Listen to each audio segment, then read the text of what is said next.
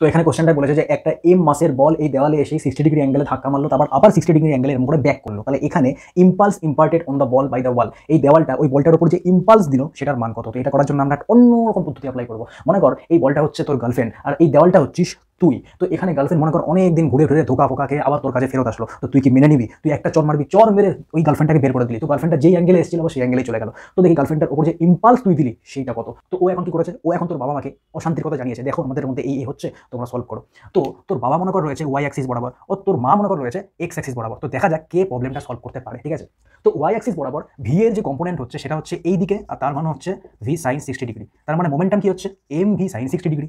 আবার যখন ফেরত আসলো তখনও ওয়াই অ্যাক্সিস বরাবর যে মোমেন্টাম বেরোচ্ছে সেটা হচ্ছে এম ভি সাইন 60 ডিগ্রি, ঠিক আছে। তাহলে পরে চেঞ্জ ইন মোমেন্টাম কত? চেঞ্জ ইন মোমেন্টাম হচ্ছে এটা নিচের দিকে, তার মানে minus m v sine 60 degree, এটাও নিচের দিকে, তো এখানে minus of minus m v sine 60 degree. তো এটার ভ্যালু হচ্ছে 0। তার মানে ওয়াই অ্যাক্সিস বরাবর মোমেন্টামের কোনো চেঞ্জ হয়নি, তার মানে তোর বাবা এটা সলভ করতে পারেনি। এবার দেখা যাক মা সলভ করতে পারছে কিনা, ঠিক আছে।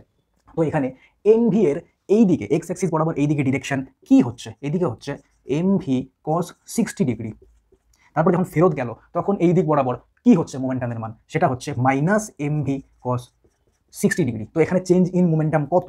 এইদিকে এইদিকে মাইনাস এম ভি কস 60 ডিগ্রি আর এইদিকে মাইনাস এম ভি কস 60 ডিগ্রি। তার মানে এটা হচ্ছে মাইনাস এম ভি আর ভ্যালু কত এম ভি। তার মানে এই এক্স এক্সিস বরাবর মোমেন্টামের চেঞ্জ হচ্ছে এম ভি। তার মানে তোর মা কিন্তু অশান্তিটা সলভ করতে পেরেছে। তার মানে তুই আর তোর বাবা হচ্ছিস এক, তোর বাবাও চায় অশান্তির সলিউশন হোক, তুইও চাস অশান্তির সলিউশন হোক, কিন্তু তোর মা তো ভালো, তোর মা চায় অশান্তির সলিউশন হোক, কিছু মিটে যাক, আবার তোর গার্লফ্রেন্ড তোর বউ হয়ে যাক।